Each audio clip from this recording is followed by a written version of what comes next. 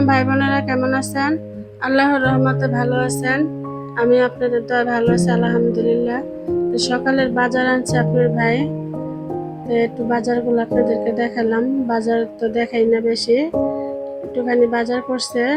Noodles আনছে, tomato sauce আনছে, ডিম আনছে, আর কাপড় ধোয়া পাউডার আনছে। একটু আপনাদেরকে দেখালাম টুকিটাকি বাজার। একটা চাউলের বস্তা আনছিল, আর যে তেল। রোজার ভিতরে তো বাজার করছিলাম, বড় ভাই দিয়ে গেছিল বাজার, আর বাজার করা হয়নি। এই যে আজকে আবার বাজার করে আনছে আপনার ভাই, যেগুলো একটু আপনাদেরকে দেখালাম। তা আপনাদের কাছে তো সবকিছু শেয়ার করি, একটু দেখানোর চেষ্টা করি কি করলাম না করলাম। মনে কিছু নিয়েন না, ভুল হলে ক্ষমা করে দিবেন। আজকে কচুর ছড়ি দিয়ে সুরমা মাছ রান্না করবো, আর 3 পিস পাঙ্গাস মাছ ভাজি করবো আমার ছেলের জন্য আর ছেলের বউর জন্য। আর আমি তো যে রোজা রাখছি, এই যে 6 রোজা, সাক্ষী রোজা, আমি আমার জন্য আবার একটু শাক রান্না করছি শুটকি দিয়া আলু দিয়ে, আমার ছাদ বাগানের শাক। এই যে আমি কচুটা হালকা করে সিদ্ধ করে ভাজা নিছি, আর এই যে সুরমা মাছগুলো ভাজে রাখছি, অফ ক্যামেরায় ভাজছি। এখন আমি এই পাঙ্গাস মাছগুলো ভাজবো, এগুলো এমনি ভাজবো, তরকারি রান্না করবো না। আমার ছেলের বউ খাবে ভাজা, এই জন্য একটু ভেজে দিলাম। ওদের আবার প্রিয় খাবার পাঙ্গাস মাছ। তা আমার জন্য আমি সন্ধ্যার সময় খাবো শুটকি দিয়ে শাক রান্না করছি, এটা দিয়ে আমি ভাত খাবো।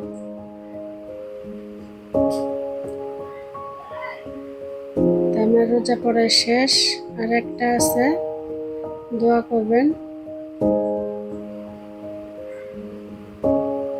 আর রোজা থাকতে তো ভালোই লাগে, শরীরটাও ভালো লাগে, মনটাও ভালো লাগে। আমার মনে হয় সারা বছর রোজা থাকলে মনে হয় ভালো হইতো।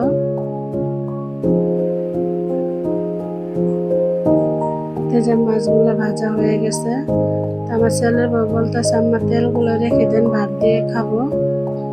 এখন আমি যে কচুর ছড়িটা রান্না বসায় দিব। আমি আবার বাটা মশলা খাই, বাটা মশলা দিয়ে আমি কচুর ছড়িটা রান্না করব। কচুর ছড়িটাও খেতে অনেক ভালো লাগছে, শোলমা মাছের গ্রান তো ইলিশ মাছের মতো। আমি সব কিছুই করে রাখছি, হলুদ মরিচ পেঁয়াজ কাঁচামরিচ বাটা একসাথে হলুদ দিয়ে আমি করে রাখছিলাম, এটা আমি এখন দিব। সব মশলা একসাথে আমি করে রাখছি আর কি, এখন আমি এটা দিব। এই যে আমার বাটা মশলা সহ, আর যে ধনিয়ার ফাঁকি, হলুদের ফাঁকি, মরিচের ফাঁকি, জিরার ফাঁকি করে নিয়ে করে দিলাম। এই মশলা অর্ধেক দিব আমি শাকের ভিতরে, আর অর্ধেক দিব কচুর ছড়ির ভিতরে। আমি মশলাটা ভালো করে কষিয়ে নিব। তো কচুর ছড়ি আমার থেকে এমনি ভালো লাগে, বিশেষ করে ইলিশ মাছ দিয়ে ভালো লাগে। তো এই সুরমা মাছ দিয়ে রান্না করলেও আমার থেকে ভালো লাগে। আপনাদের কাছে কিরকম লাগে জানি না, কিন্তু আমার কাছে অনেক ভালো লাগে আলহামদুলিল্লাহ, খাইতে অনেক স্বাদ।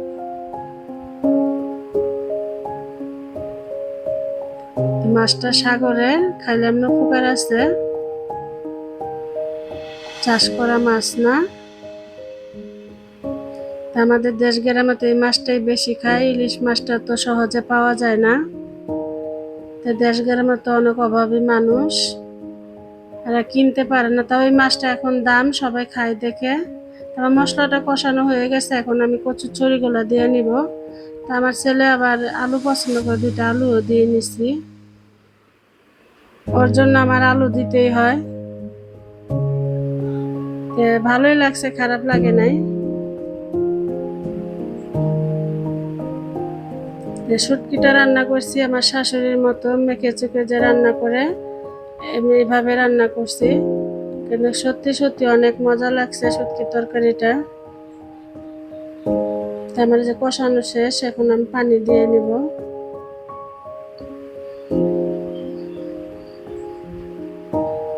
তরকারি কষানোর ভিতরেই স্বাদ হয়, ভালো করে কষিয়ে নিলে তরকারিটা অনেক ভালো লাগে।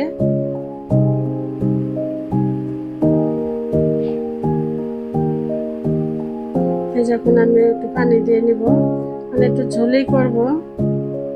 কচুর তরকারি এমনি ঘন হয়ে যায় রাখলে, একটু ঝোল করব যেন একটু পাতলা পাতলা ভাব হয়ে থাকে।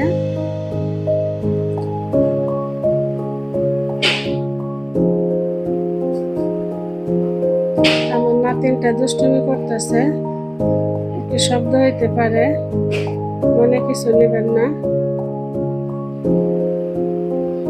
আমার এই যে কচুর চড়িটা প্রায় হয়ে গেছে, এখন আমি মাছ দিয়ে নিব। মাছগুলো অফ ক্যামেরা ভেজে রাখছিলাম।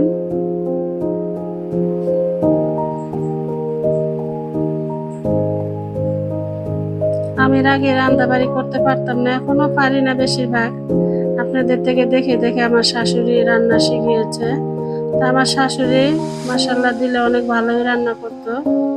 তো কিছু কিছু শাশুড়ির এটা রাখছি, আপনার ভাই মাঝে মধ্যে খেতে চায় যে আমার মতো করে রান্ধতো। তা আমি তো আমার শাশুড়ির মতো করে রান্না করতে পারি না, হেরে হচ্ছে আগেকার মানুষ। ওর হাতের অনেক জোশ আছিল, মজা লাগছে সবকিছু। অল্প তেল দিয়েও রান্না করলে অনেক মজা লাগছে। তা আমি জানি না কার কার শাশুড়ির হাতে খেয়েছেন, কিন্তু আমার শাশুড়ির হাতে আমি খেয়েছি অনেকদিন। তো আমার এই তরকারিটা হয়ে গেছে, এখন আমি শাক বসিয়ে দিব। ওই যে শাকটা আমার শাশুড়ি বেশিরভাগ দেখছি সরিষা বাটা দিয়া, পেঁয়াজ রসুন জিরা বাটা দিয়ে এইভাবে মাইখা চুকে রাঁধছে। শুটকিটা ভাজেই নাই, কাঁচা শুটকি দিছে। তা আমি একটুখানি ভেজে নিছি। তা আমিও দেখি একটু আমার শাশুড়ির মতো গ্রান করে কিনা। মাশাআল্লাহ দিলে ভালোই হয়েছে, খাইছি আর শাশুড়ির কথা মনে করছি যে আল্লাহ তাদেরকে জান্নাতবাসী করুক। মারা গেছে, নাই শ্বশুরও নাই শাশুড়িও নাই, শ্বশুর বাড়িতে যাওয়া কম হয়, ও নাই দেখে।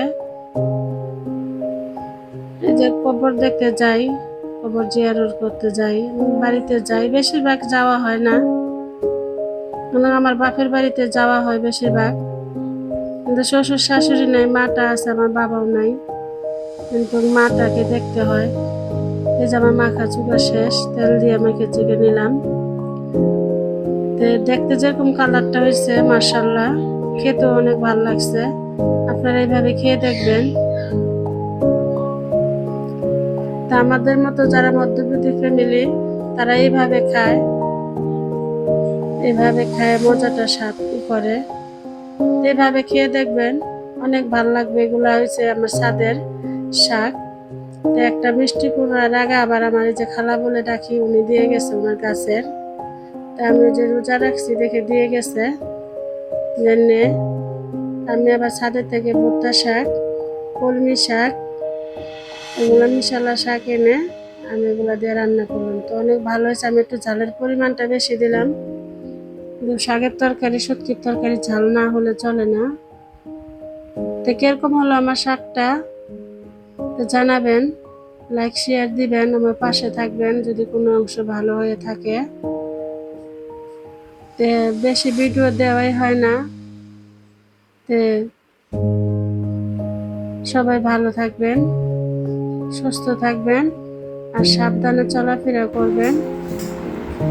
আবার বিকালে এই যে নুডলস রান্না করছে, পাস্তা নুডলস, আমার ছেলের বউ, এটাও একটু দেখাইলাম। ভালো থাকবেন, সুস্থ থাকবেন, আল্লাহ হাফেজ।